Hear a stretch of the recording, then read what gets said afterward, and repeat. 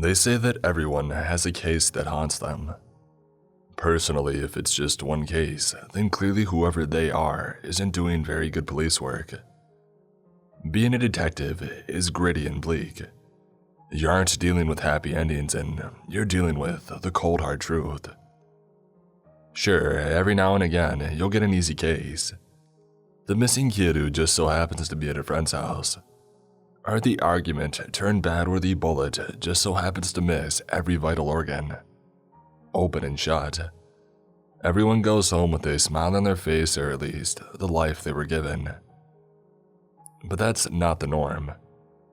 Something you learn quickly from this job is how different we all are.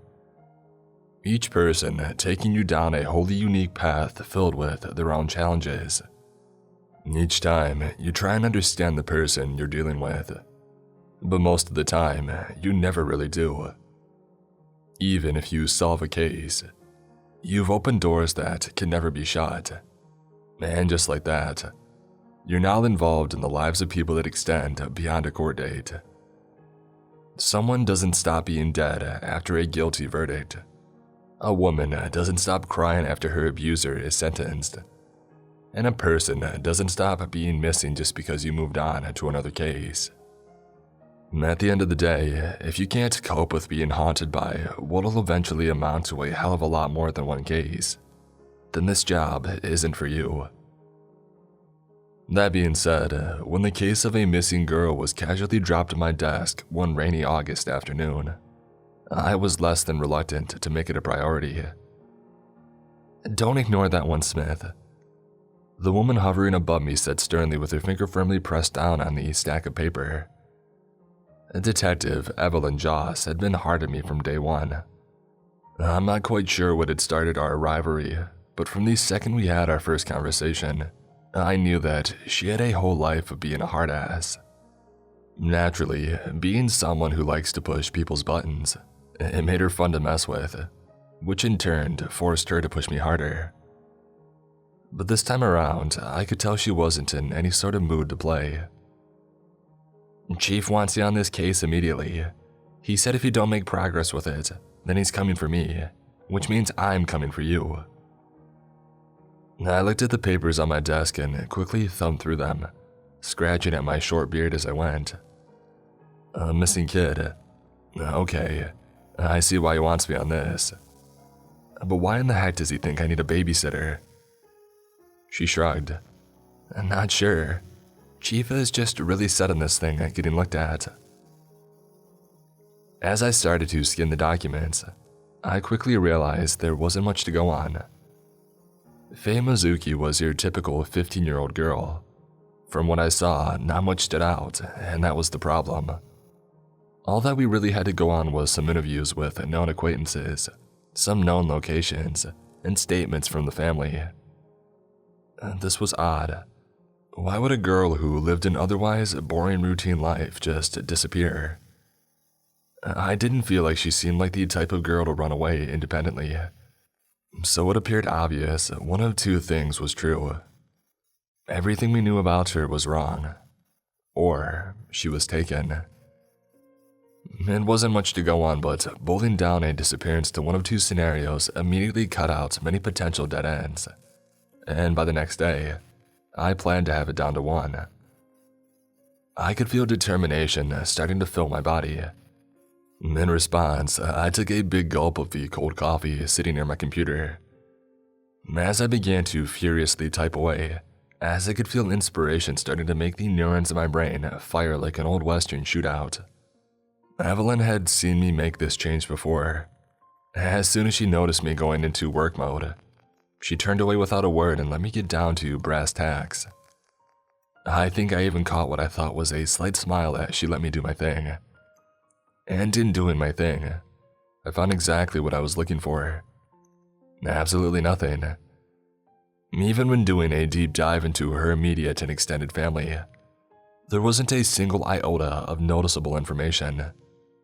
These people were spotless, not even so much as a traffic ticket to speak of. When I reviewed some of the documents I had been given in more detail, I noticed a trend in those interviewed. They had all come from spots that Faye was known to frequent, but the things said were all practically the same. Quiet, polite, never stuck out from a group of girlfriends. If I didn't know any better, I would think they didn't even know she existed. It almost seemed like they were just talking about some generic teenager. The only person who had slightly more to say was the owner of an Italian place. He mentioned that she and her family visited the restaurant a lot and that Faye seemed really close to her parents. Unlike a typical teen, Faye engaged them. She wanted to have a close relationship with her folks and never took the opportunity to be out with them for granted by being on her phone. If only all kids felt like that, but I digress. Either way, this was all useful information. I had an idea who Faye was. While I would still do my due diligence on the facts, I knew what I was looking for. I was looking for the thing or person that stuck out from the blandness. However, I also knew that I wasn't going to do that by talking to the people accustomed to seeing that side of her. By the next morning, I was drinking warm coffee in the office of her principal, Miss Thompson. I could immediately tell that Miss Thompson was a no-nonsense type of person. She came off as mean-spirited. Her sharp tongue betrayed the image of the short, almost sweet-looking old lady one could easily mistake her for. "I already talked to the cops. I don't know why you're here," she said, waving me off. "And I understand that, Miss Thompson," I started. "But I would just like to ask some follow-up questions if you don't mind." This must have offended her because she stopped typing at her computer and gave me an "Are you serious?" type of look. I could tell through her dark lenses that she was rolling her eyes, and she made it a point to say her next words slowly. "I don't know what happened. I know your people are slow, but that should be pretty straightforward."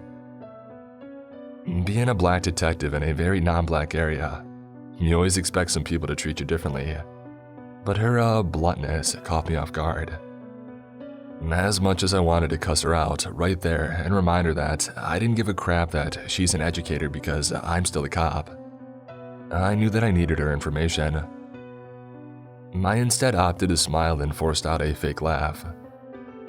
"Look, I don't really want to take up much of your time. If you say you don't know anything about her disappearance, then fine. But surely you know if she's been into any trouble. Maybe some kind of altercation with a teacher or a classmate." To her credit, she actually stopped to think for a moment. "Her history teacher, Mr. Berkeley, he's mentioned her name a couple of times, and I thought it was odd because she's never had issues in any other class. Maybe he knows something." Bingo. A hint at a break from her norm. "And when could I see him?" I asked. "If you come back at lunch, he should be in room 2105. She turned her attention back to her computer. Her hand waved frantically towards the door, signifying that she had done her part in setting me in the right direction and that I needed to leave her alone. I took the hint and walked towards the exit, but I couldn't help myself from stopping at the door. You know, I was always the fastest kid in my grade. Though when you're in your 30s, I guess you're not as fast as you used to be. But I would imagine that's something you figured out many decades ago. Tragic. And with that, I slipped out of the door, only glancing back to see the look of pure anger she had plastered on her face. When 12 o'clock rolled around, I returned from my rendezvous with Mr. Berkeley. I strolled into the messy classroom and noticed the balding shorter man tucked away behind his desk, with a stack of papers neatly placed beside him. I waited for a moment by the door, but it wasn't until I intentionally cleared my throat to get his attention did he break from his work to look up at me. "Oh," he said, startled, jumping a bit in his seat. "I apologize, I didn't see you there. You must be the asshole detective I was told needed to talk to me." "Asshole detective," I chuckled. "Maybe Monday through Sunday, but other than that, I swear I'm the nicest guy in the world." He laughed and the mood seemed to lift a bit. "What can I do for you, Detective, Smith?" Detective Smith, I said, pulling out a chair from a nearby desk, while opening up the notes app on my phone. You're Faye Mizuki's history teacher, right? I'm assuming you've heard the news of her disappearance. Is there anything of note that you can tell me about her? He thought for a moment. No, not really. Faye's a pretty good student, does all her work, shows up on time, gets good grades. All of that would seem to make her better than just a pretty good student, yeah? I heard from my sources that she's a straight A student, so surely she's better than that. He shrugged. I suppose. Nothing major separates Faye from the great students in my opinion. Nothing major? Well, then tell me about the minor stuff. Really just some disciplinary stuff. She's very talkative in class and I've had to have a few conversations with her about being disruptive. Everything I've read about her says that she's a quiet girl. It seems a little odd that she would be a chatterbox in your class all of a sudden. Not that I don't believe you, but things change when your best friend is in your class. Best friend? Do you have the name of this person? Yeah, Hannah Sterling. 16, blonde hair, freckles, green eyes. I think she swims with Faye on the water polo team. Interestingly enough, Hannah hadn't been in any of the reports that I had read. How could we have missed a best friend? I wanted to push further on this fact, but as a 50-year-old teacher, Mr. Berkeley didn't have much insight into the personal lives of these kids. Hannah Sterling, I pushed. From what I've come to understand, she's not someone that I know of to be in Faye's main group of friends, and yet they're constantly chatting it up. They seem pretty friendly in class, that's all I can say, he said. Whether or not they hang out outside of it isn't really my place of expertise, but I always assumed they were close. The well of information there was running dry. After a couple more questions, I thanked Mr. Berkeley for his help and proceeded to make my way back to the car. On my way out, I sent text messages to my officers back at the station to find me all the info they could on Hannah Sterling. I also asked them to check up on the people we had interviewed to see if they had recognized the name or the description. By the time evening rolled around, I had exactly what I needed: a location and all the pertinent background knowledge to break the case wide open. Hannah actually had quite a lot of history: drug dealing, running away, multiple suspensions from school, and a long list of other minor offenses. She was a young girl on the wrong path. Not exactly someone you would expect Faye to be associated with. And apparently, she wasn't someone her family expected her to be associated with either. From a follow-up interview that one of my officers did, I learned that Faye and Hannah were friends in middle school, but Faye's parents disapproved of the friendship and had thought the two split ways. Even Faye's close friends had no idea that the two were friendly. This was the abnormality, the thing that stuck out from the blandness, and likely the key to where to find Faye. At 7 on the dot, I was knocking on her door and flashing a badge. Having seen this kind of thing many times before, Hannah's parents didn't put up much of a fuss when I said I needed to speak with her privately. In the next couple of minutes, the young girl was sitting across from me in her living room, seemingly trying to make my heart stop with her stare. Obviously, the last thing she wanted to do was to be talking to the police, even with her friend's life potentially at stake. Whatever it is, I didn't do it, she said with no hint of emotion in her voice. She simply stared forward at me with her arms crossed. Well, I guess my work here is done then, I joked. There wasn't even a hint of a smile from the girl in response. I cleared my throat and followed up. Right. Look, all I care about is finding Faye, and I have reason to believe that you can help me with that. She scoffed. Why? I didn't have anything to do with what happened. Maybe you should go look for the person that's actually responsible. Obviously, I wasn't getting through. and needed to try a different strategy. Hey, that's fair. Look, I believe you, and I'm not here to get you into any trouble. I just want to know some things that I don't think other people are willing or able to tell me. Whatever you say won't be used against you, but I need your help. And how do I know that you're not just saying that to get me to talk? Because you have my word that if you get caught for anything in the future, I'll be in your corner defending you. I know you've had a rough life, and it would surely behoove you to have someone on the inside that can vouch for you if you work with me, yeah? She raised an eyebrow at this and thought for a moment. I could tell my proposal piqued her interest. I still don't know how I can help you. I quickly pulled out my notes app and replied, all I need you to do is lead me down the right path. First, why don't Faye's parents know about you if you two are still friends? She shrugged. We don't really advertise our friendship. Faye is very much a goody-goody, and it would be bad for her image if we were seen hanging out.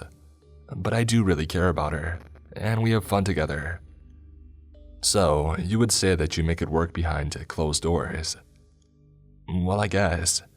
We see each other on the weekends when she's not with her other friends, mostly in secret spots I know of around the area. And where would those spots be? A slight laugh escaped her, and I could see her body start to relax. I'm definitely not telling you that, cop. It doesn't matter though. She wouldn't be there anyway. Faye is terrible with directions. Plus, she wouldn't have a reason to visit without me. Still though, a young person breaking from her boring life is exciting. I would imagine she wasn't just hanging out. I would think she would also be looking to you for other, new things into her life. Well, I mean, she started smoking and drinking a little bit recently. Really, you're underage girls. Where on earth are you getting the drugs from? Weed comes from a lot of places, she said with a slight smile. I can't say exactly. The alcohol is usually brought by this guy we've been smoking with. A third player in all of this, I whispered to myself. I leaned in for more details and asked, a guy that you've been smoking with. Where'd you meet him, and what's his name? We just know some of the same people. I think his name is like Walter something. 17, tall, pale skin, dark circles under his eyes like he hadn't slept well in weeks. I think he goes to one of the schools around here. Well, did he and Faye talk a lot? Faye talked about him a little bit to me, and I thought there was some chemistry there, but nothing I really ever looked into. After about a half hour more of asking standard questions and exchanging phone numbers, I left with my mind made up. The threads were leading me to this Walter kid. Something in my gut told me he knew exactly where Faye was, and one way or another, I was going to get that information out of him.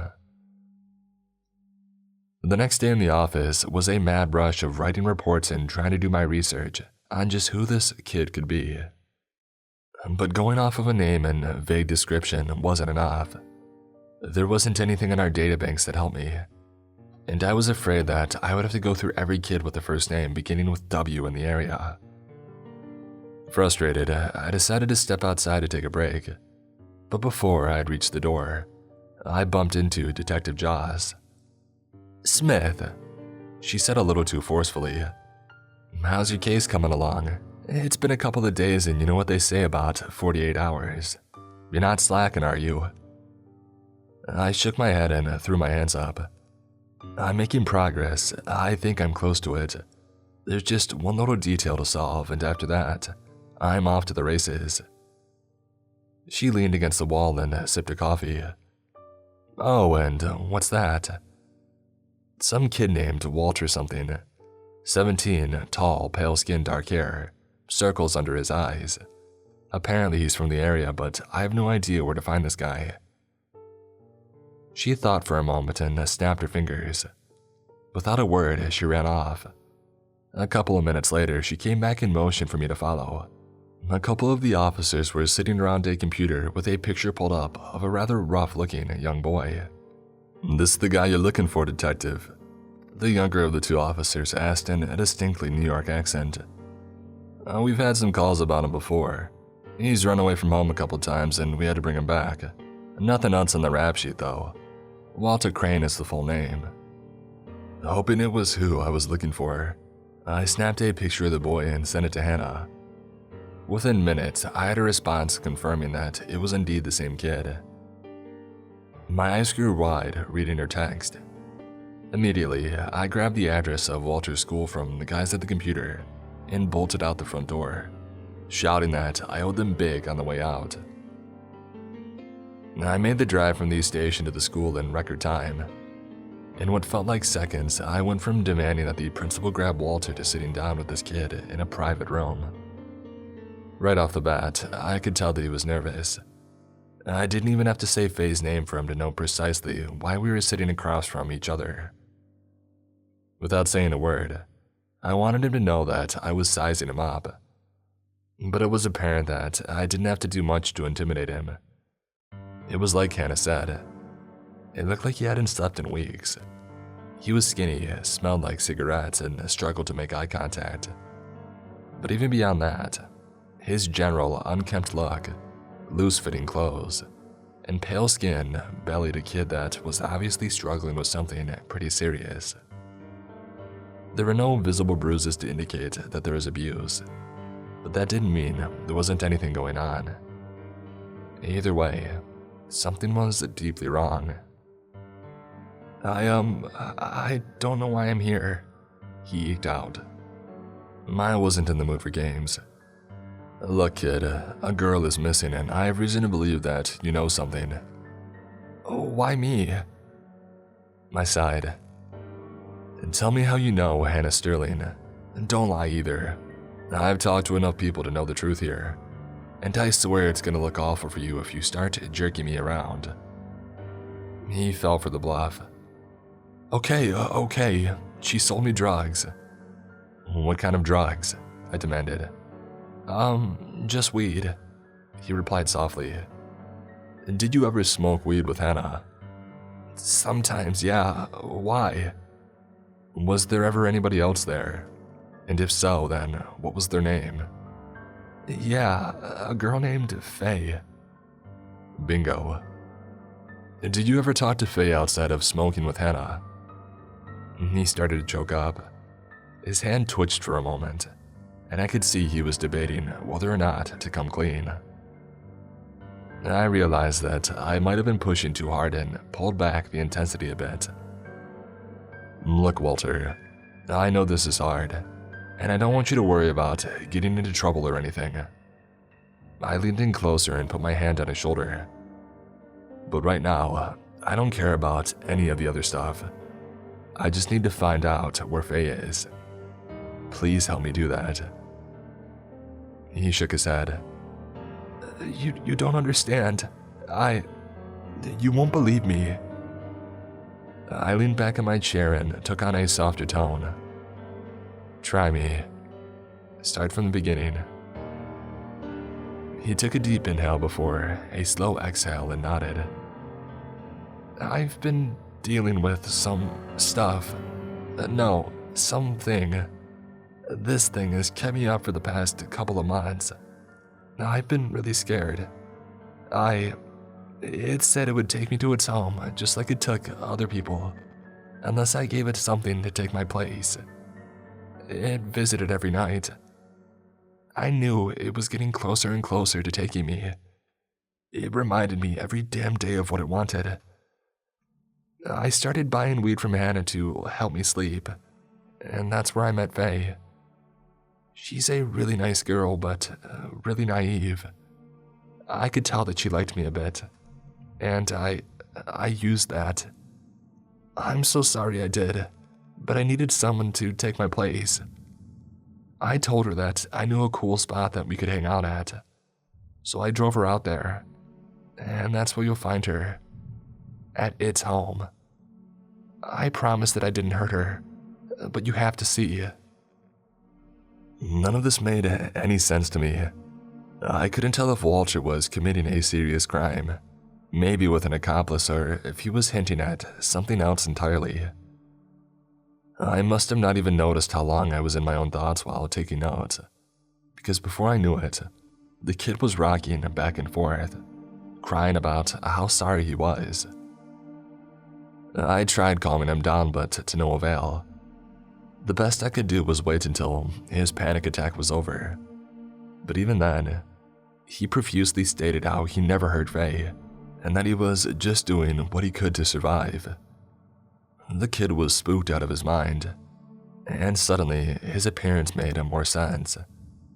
This was caused by stress and a hell of a lot of it. Eventually, I managed to get an address for the place and got all of Walter's contact info, telling him that I would be in touch. On the way out, I took a few minutes to try and convince the principal that she should send Walter home for the day. For whatever happened, he was a teenage boy under a lot of stress. I had no qualms about bringing him to justice, if and when the time came. But I also felt sympathy for whatever he was going through. She seemed to respect my suggestion, but I'm not sure if she ever actually did anything. Either way, that was a secondary concern. At the moment, I had my location about a 45-minute drive away, and nothing was going to stop me from getting there. I jumped in my car and burned rubber towards the address. My attention never once broke from the road ahead of me, and my mind was solely focused on finding Faye. Not a single stray thought entered my brain. When I finally arrived at the nearly dilapidated house out in the middle of a random plot of land surrounded by nothing, I truly started to fear the worst. By the looks of it, it was an old abandoned 2-story farmhouse. I'd done this job long enough to know that with nothing around for miles, it'd be the perfect spot for a murder. Even standing a reasonable distance from the old farmhouse, I could catch a whiff of a pungent odor. As I walked closer to it, the stench only intensified. What in the world? I thought to myself as I went for the door. It only took a slight nudge for it to open, but what I saw inside, Jesus, it was horrible. The light from outside poured in through the various holes in the farmhouse, illuminating the various bodies strewn about. Most of them appeared to be animals, but some were undoubtedly human, and most were very young. What kind of sick person would do something like this? I thought. I pulled my gun and shouted for whoever was there to come out slowly with their hands up. I waited for about 30 seconds, with no response from anywhere in the building. I shouted again. Still no response. But despite the silence, I knew I wasn't alone. To this day, I don't know what force drove me to do it, but I had the indescribable urge to look up. For a moment, I thought I saw what appeared to be a massive 4-legged spider scurry from the ceiling into one of the rooms on the second floor. My brain couldn't process what I had actually seen. If that was a spider, it was easily as long as a polar bear. It had to be at least 9 feet, with legs easily matching the length of its body. But the more I thought about it, the more I questioned. What spider had smooth skin with a head of long black human hair? Gun pointed in front of me, I ran up a set of dangerously old stairs and followed the thing into the room I had seen it enter. What stood before me was most definitely not a spider. It was a woman.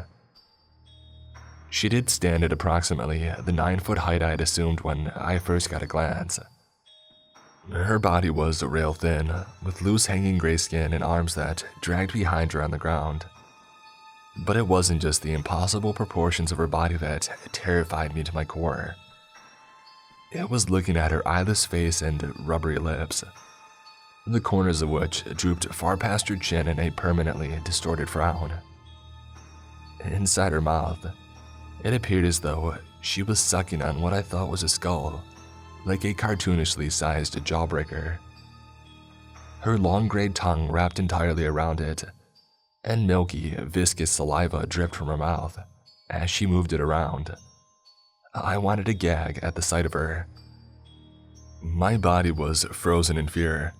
I didn't know what to do or how to react. For a moment, we just stared at each other until I heard moaning. My eyes darted from the monster of a woman to the source of the sound. In the same room was a young girl, one that I recognized, Faye Mizuki. She was lying on the ground, her eyes rolling into the back of her head. It looked as though she was covered in dirt. I finally found her, but I knew this thing wouldn't just let me take her with me. I had to make a quick decision. It was now or never. I fired off multiple rounds into the thing and rushed towards Faye to grab her and get the hell out. But only after taking a couple steps forward, I found myself flying backward and smashing back onto the ground. Despite her lack of apparent muscle, she was incredibly strong. I tried scrambling for my gun, but she had snatched it where it had fallen beside me and flung it into some dark corner. Now I was utterly defenseless. By the time I had realized what happened, I felt the woman's ice-cold fingers double wrapped around my throat. She carried me to the first floor and slammed me against the splintering wall. I struggled to breathe against her might, and as my vision started to blur, I could see her puffy gray face come close to mine. The two words she uttered through rotten breath in her deep voice chilled me to the bone. Get out. I knew she wasn't going to tell me again, and realistically, I had no means of objecting. I took one glance at the room on the second floor and saw Faye looking down at me with tears in her eyes. And what did I do? I would like to say that I stayed in like a good cop.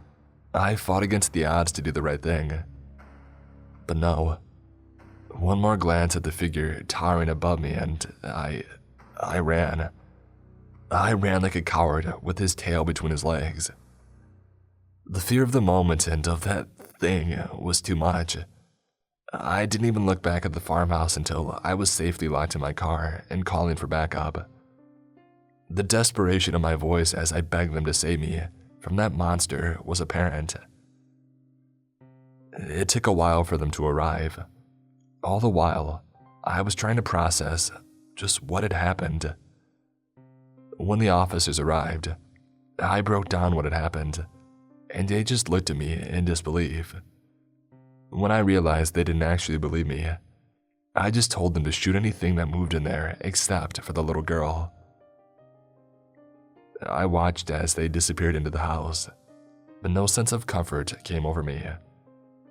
Moments later, I saw a familiar vehicle pull up beside me, and a gravelly voice yelling out my name. Turning to the large figure behind me, I asked, "Chief, what are you doing here?"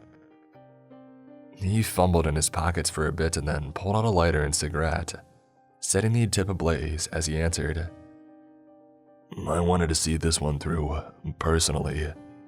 You look like crap, Smith. What happened?" Flashbacks of that horrible thing crossed my mind, and I shook my head, repulsed at the thoughts. I found the girl and, something else. Look, everything will be in my report tomorrow, but when the officers kill whatever the heck that thing is in there, you need to see it with your own eyes. He stared at me for a moment, puffing on his cigarette. I couldn't read him. All I knew was that the look on his face wasn't disbelief, but something else entirely. Pity, maybe. I'll never know. Either way, he played off my fears and simply said, "Go home, Smith. We'll handle things from here. You've worked hard on the case, and it looks like you've been beaten up a bit. Detective Joss will be on the scene soon to tie up loose ends." I was shocked and found myself speaking at a little louder of a tone than I had expected. "What? No. I have to see this thing through. I have to make sure she's okay." The look in his eye implicated he wasn't going to argue with me. "No, Smith. You're going home. We will take care of everything. You have my word." I wanted to fight it. I wanted to scream and yell that this was BS, but I knew my place, and I knew I didn't have any standing to force the issue. Reluctantly, I got in my car and drove home, mad at the world. That night was awful. I couldn't stop thinking about that monster that I had come face to face with, or the conversation with Walter that now made complete sense. The thing was hunting him, and it was smart enough to get him to sacrifice someone else in his place. I wouldn't be able to sleep either if I knew that thing was coming for me. Hell, it probably explained him running away too. He was probably trying to get as far away from it as possible. Still, he knew he would never succeed until either it took him or until it took someone else. But why? Why not just take the kid? Why did it matter who it was if it was just hungry? Did it just like to mess with people? Did it have some kind of sick mind that matched its even sicker appearance? I wish I knew. The next day, I tried to keep a sense of normalcy. My morning was fine, albeit I scared myself a couple of times, thinking that lady had found itself in my house. I threw myself into my work the next day, finishing my report in record time. I wanted to hand it to the chief personally, in part so that I could ask him about what had went down the previous day. But in response, he simply asked me to close and lock the door behind him. "Sit down, Smith," he said calmly, and I did. "Look, I appreciate you doing the work you did. You're a fine cop, really fine. But here's what's going to happen. I know you're an honest guy. You want to do things the right way. And your report is going to reflect that, isn't it?" Yes, I replied cautiously. "I respect that. But this report on my desk doesn't exist." He pulled out a stack of papers from his desk. "This is actually the report that you mailed me today and handed to me in person. It says that you talked to the Walter kid. He told you that Faye had tried some new drugs, found a spot to use them in, and been killed by an unknown assailant, and that the farmhouse she was using had been burned down, likely by a homeless squatter on accident. That sounds more realistic, doesn't it?" What was he saying to me? My blood was boiling and it took everything in my power not to rush the man right there and crack him across the jaw. "Sir, that's not at all what happened. The girl was alive when I saw her. There were armed officers who wanted to take her." He nodded. "And what, Smith? They went to fight a creature of the night like superheroes." "You were there. There's no way they didn't see. There's no way you didn't see." I was beginning to crack. He sighed and leaned back in his chair. "I was there and I did see a lot. Look, it doesn't do either of us good to lie. Smith, there are things out there, things that we are completely incapable of dealing with." "So we just run and hide?" I snapped. "Isn't that what you did?" He calmly replied. He was right. His words stung like a salted dagger to the gut. What could I even say? "But that's not what we do. I was wrong." He exhaled loudly. "Let's say that people believed us. We don't live in a world where anyone could ever accept the things that go bump in the night are real, even if we say it's true. We'd get looked at as the crazies who aren't doing their job. But let's pretend like that's not the case. Where do we go from there? Arrest something like her. Keep her in jail with all the other criminals. Smith, do you think burning down the farmhouse killed her? No, it just scared her off. We literally don't have the capacity to deal with things like that. So, what's the next best move? Stop the panic. Move those things to more obscure locations if we can, but otherwise operate as if things are normal and move on. We focus on the real crimes that we can deal with." I was speechless. My own chief was telling me to just forget that a family had lost a daughter because he didn't think there was anything we could do to help. The only thing left to do was ask, "Did you know?" He went silent for a moment and said, "I had a hunch. I've seen cases like this before. After talking to some other counties about similar disappearances, the signs pointed to this maybe being the case. When your frantic call came through, I wanted to confirm it for myself. Smith, you did good work. This was a problem we needed to address for a while. And if she strikes again," I interrupted, "then we figure something else out, I suppose. Look, you're going to be on some easy cases for a while. You've earned the break. I don't want you seeing anything else traumatic, even by normal standards, for a while. But I'm demanding that you play ball on this one. Just trust me." Without saying a word, I nodded and walked out. I never said a peep to anyone. I never even spoke about it to the officers that I knew were there. Little did I know, I would eventually become a trusted person in these types of cases. Someone good enough to investigate and trustworthy enough not to say anything. It was hard to live with, knowing the truly messed up and outright terrifying parts of our world. The creatures we live with daily do horrible things, while the people sworn to protect us just stand by and do nothing.